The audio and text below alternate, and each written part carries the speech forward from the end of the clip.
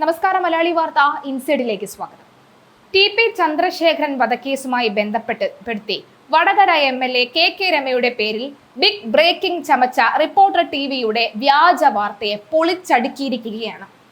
Reporter TV കുറച്ചധികം നാളുകളായി ഇത്തരത്തിലുള്ള വ്യാജ വാർത്ത ബിഗ് ബ്രേക്കിംഗ് എന്ന പേരിൽ കൊടുക്കാറുണ്ട്, കൃത്യമായി തന്നെ പ്രതികരിക്കാറുണ്ട്. എന്നാൽ കെ രമ എല്ലാം ഒരു മയത്തിൽ പ്രതികരിക്കുന്ന കെ രമയുടെ ആ ബിഗ് ബ്രേക്കിംഗ് റിപ്പോർട്ടർ ചാനൽ വന്ന തൊട്ടടുത്ത നിമിഷം തന്നെ 24 അത് പൊടിച്ചെടുക്കുന്ന കാഴ്ചയാണ് കാണാൻ സാധിച്ചത്. ബാർ കേസിൽ നേർക്കുനേർ നിന്ന ചാനലുകൾ തമ്മിലുള്ള വൈരത്തിന് ഇടയിലാണ് ടി.പി. വധക്കേസും വലിച്ചിഴക്കപ്പെട്ടത്. ടി.പി. വധക്കേസിലെ ഗൂഢാലോചനയിൽ കെ രമ പുനരന്വേഷണം ആവശ്യപ്പെട്ടു എന്ന രീതിയിൽ റിപ്പോർട്ടർ തട്ടിവിട്ട വലിയ കള്ളത്തരമാണ് ആർ ശ്രീകണ്ഠൻ നായരുടെ ചാനൽ മിനിറ്റുകൾക്കകം പൊളിച്ചടുക്കിയത്. കള്ളി വെളിച്ചത്താകുകയും നാണം കെടുകയും ചെയ്തതോടുകൂടി കൊടുത്ത വാർത്ത വെബ്സൈറ്റിൽ നിന്നും സോഷ്യൽ മീഡിയയിൽ നിന്നും അടിയന്തരമായി തന്നെ മുക്കി. റിപ്പോർട്ടർ ചാനൽ തടി തപ്പുകയും ചെയ്തു. കഴിഞ്ഞ ദിവസമാണ് ടി.പി. ചന്ദ്രശേഖരൻ വധക്കേസിൽ പുനരന്വേഷണം ആവശ്യപ്പെട്ട് കെ രമ ആഭ്യന്തരമന്ത്രിയെ സമീപിച്ചു എന്ന രീതിയിൽ റിപ്പോർട്ടർ ടിവി വലിയ ആഘോഷത്തോടുകൂടി വാർത്ത നൽകിയത്. ഒഞ്ചിയത്തെ ചോരപ്പൊടിയുന്ന ഓർമ്മകളെ വീണ്ടും രാഷ്ട്രീയ ആയുധമാക്കാൻ റിപ്പോർട്ടർ തുനിഞ്ഞിറങ്ങിയതോടുകൂടിയാണ് രാഷ്ട്രീയ കേന്ദ്രങ്ങളും ഒപ്പം മാധ്യമ ലോകവും ഈ വാർത്തയിൽ ഞെട്ടിയത്. രമയെ പരാമർശിച്ചുകൊണ്ട് റോഷിപാലായിരുന്നു വാർത്ത റിപ്പോർട്ട് ചെയ്തത്. ഈ വാർത്തയറിഞ്ഞ ഇതിന് പിന്നാലെ വസ്തുത തേടുകയായിരുന്നു 24 ന്യൂസ് പ്രതിനിധി ചെയ്തത്. റിപ്പോർട്ടറുടെ ഈ കള്ളക്കളി പൊളിക്കാൻ രമയോട് തന്നെ ഇതിന് പിന്നിലെ വസ്തുത തേടി. 24 ന്യൂസിന് നൽകിയ പ്രത്യേക പ്രതികരണത്തിലാണ് റിപ്പോർട്ടർ ടിവിയുടെ വാർത്ത ശുദ്ധ അസംബന്ധമാണ് എന്ന് കെ രമ എം.എൽ.എ. തുറന്നടിച്ചത്. ടി.പി. വധക്കേസിൽ താൻ പുനരന്വേഷണം ആവശ്യപ്പെട്ടിട്ടില്ലെന്നും പ്രചരിക്കുന്നത് പൂർണ്ണമായും വസ്തുതാവിരുദ്ധമാണെന്നും വാർത്തയാണ് എന്നാണ് കെ രമ എം.എൽ.എ. വ്യക്തമാക്കിയത്. കേസ് ഇപ്പോഴും കോടതിയുടെ പരിഗണനയിലാണുള്ളത്. പാർട്ടിയിൽ അത്തരമൊരു ചർച്ച പോലും നടന്നിട്ടില്ല. ഇത്തരമൊരു നീക്കമോ ആലോചനയോ തന്റെ ഭാഗത്ത് നിന്ന് ഉണ്ടായിട്ടില്ല എന്നും കെ രമ വ്യക്തമാക്കി.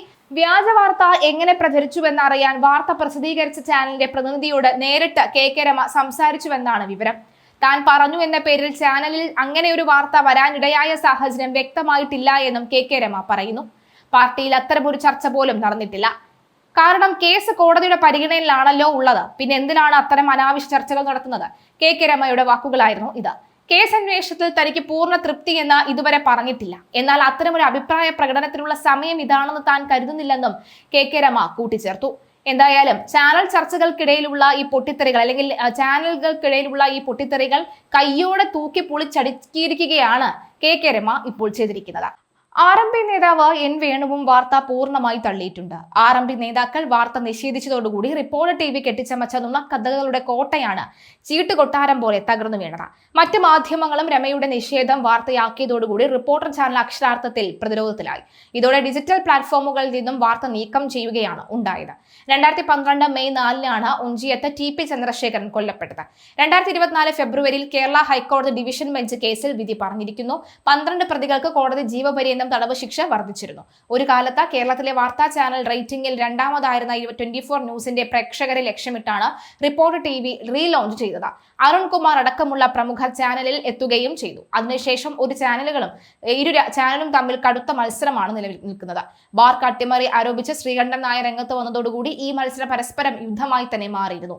ഈ തെരഞ്ഞെടുപ്പ് കാലത്ത് അടക്കം റിപ്പോർട്ടർ ടിവി വിവാദങ്ങളിൽ ചാടിയിരുന്നു എന്നത് ശ്രദ്ധേയമാണ്. മാത്രവുമല്ല, കോൺഗ്രസ് അധികാരത്തിലേക്കുകയാണെങ്കിൽ റിപ്പോർട്ടർ ടിവിയെ അടച്ചുപൂട്ടുമെന്ന് പോലും ഒരു പ്രസ്താവന ഒരു ഘട്ടത്തിൽ ഇറക്കുന്ന സാഹചര്യം പോലും ഉണ്ടായിരുന്നു. മാത്രമല്ല, മുഖ്യമന്ത്രിയായിട്ടുള്ള വി ഡി സതീശന്റെ മകളോട് 24 ഈ ചോദ്യവുമായി എത്തിയപ്പോൾ മാറ്റി നിർത്തുന്ന ഒരു സാഹചര്യം കൂടിയാണ് കണ്ടത്. എന്തായാലും റിപ്പോർട്ടർക്ക് വലിയൊരു പണിയായി എന്ന് വേണം കരുതാൻ.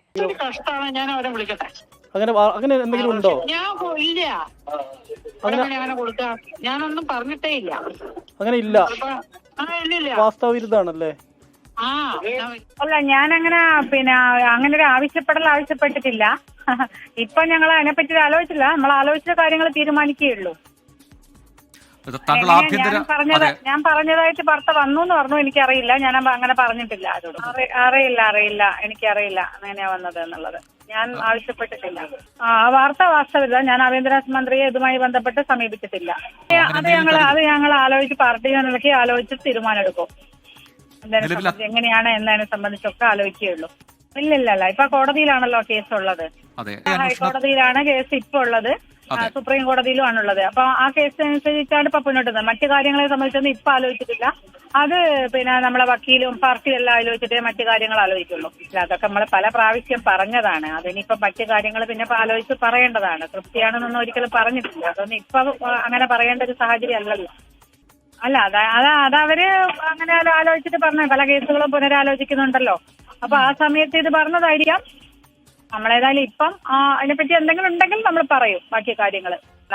നമ്മളങ്ങനെയൊന്നും ഇപ്പൊ മറ്റൊരു ചാനലിനെ പറ്റി ഞാനിങ്ങനെ പറയുന്നത് ശരിയല്ലല്ലോ. അപ്പൊ അതെന്തായാലും ഞാൻ അവരോട് ക്ലിയർ ചെയ്തിട്ടുണ്ട്. ഓക്കെ.